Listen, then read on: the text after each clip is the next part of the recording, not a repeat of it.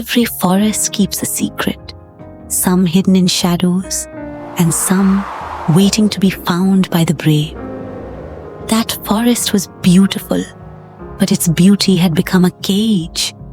Lily hadn't meant to wander so far. She only wanted to find one wish flower before the sun went down. Her mother used to say that if you made a wish with an honest heart, the flower would carry it to the stars. But now, the trees seemed endless. The emerald moss dripped like tears, and flowers glowed faintly like fallen stars. For most children, it would have been a wonderland, but for Lily, it was a labyrinth that had swallowed her whole.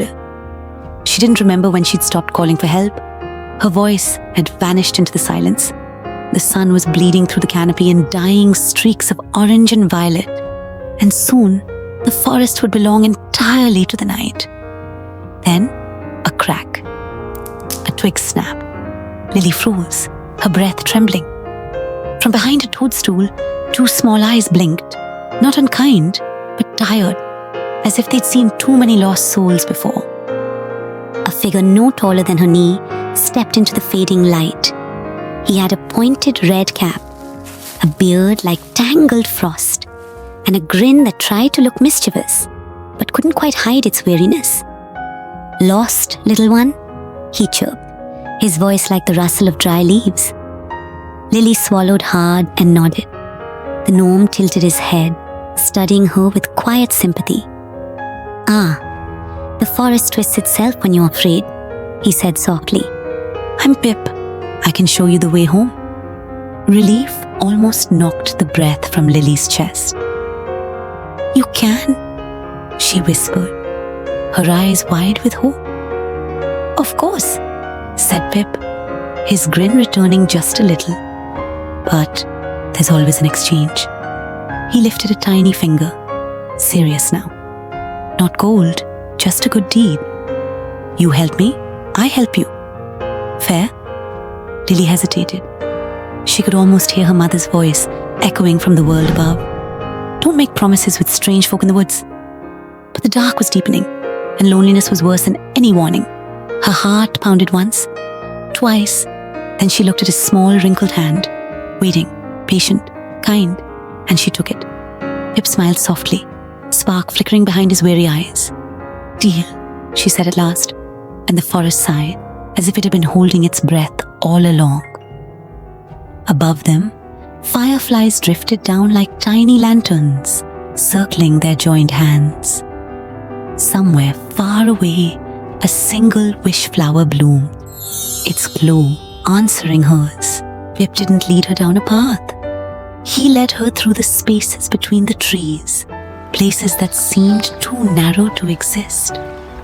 Streams flowed uphill, and stones hummed softly underfoot, their music echoing in the quiet.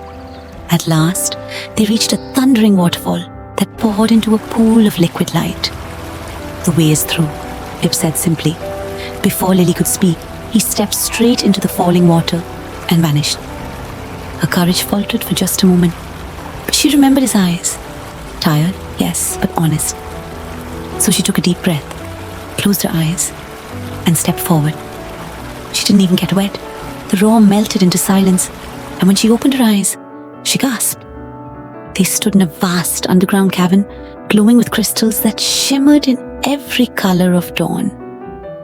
A sprawling city rose beneath the roots of a colossal tree. Homes carved into mushrooms, bridges woven from vines, and rivers of light flowing through its streets. Everywhere she looked, tiny gnomes bustled about, their laughter like chiming bells. Two gnomes paused mid-argument, then exchanged shy smiles and shared a pebble that glowed softly between them. "We trade truth here," Pip whispered beside her. "It lasts longer than gold." Lily smiled for the first time in days, and the wish flower in her hand pulsed faintly, as if it understood, but the wonder didn't last. At the far edge of the gnome city, a grey mist began to seep in, slow, silent, and cold. Wherever it touched, color drained away. Glowing moss turned to dust. Mushrooms crumbled into dull stone. The laughter stopped. It was as if the forest itself had forgotten how to breathe. Pip's expression darkened.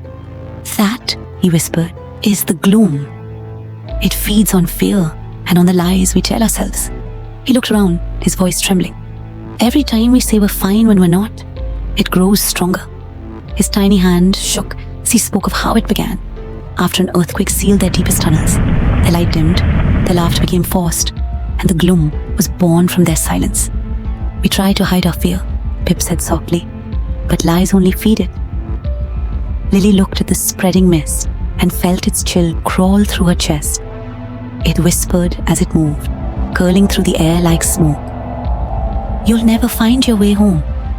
You're small and weak, just like them." She wanted to cover her ears, but then she felt the faint warmth of the wish flower still glowing in her hand. She closed her fingers around it and whispered, barely audible, "I'm not afraid of you."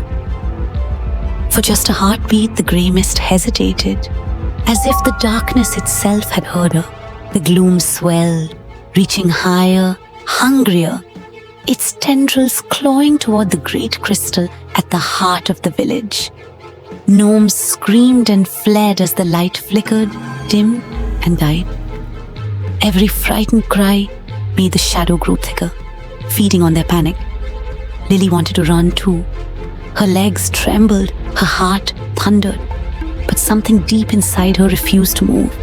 She remembered the dark woods, the fear of being lost, and the tiny wish flower she had held onto all along, crushed, faded, but not dead.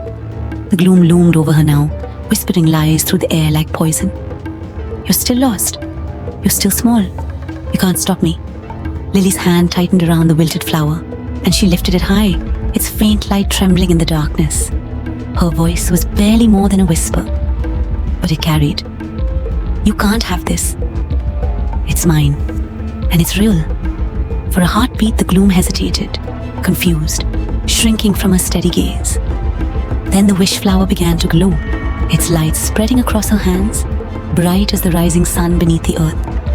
The light grew stronger, pushing through the mist, turning grey to gold. Every drop of fear it touched became courage.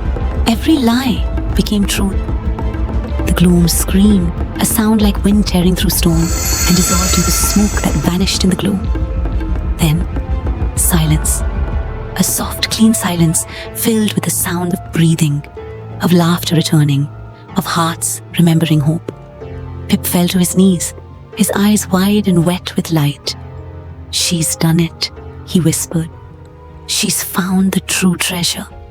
When the last echo of the gloom faded, the cavern filled with light. Golden hues shimmered across the crystal walls, and color rushed back into every petal, every stone, every smile. The gnomes stood in awe, their tiny faces shining with wonder. Some laughed through tears, others simply held one another, whispering thanks into the glowing air. And in the center of it all stood Lily, the wish flower still glowing softly in her hand. Pip approached her quietly, his hat tilted low, his voice trembling with emotion.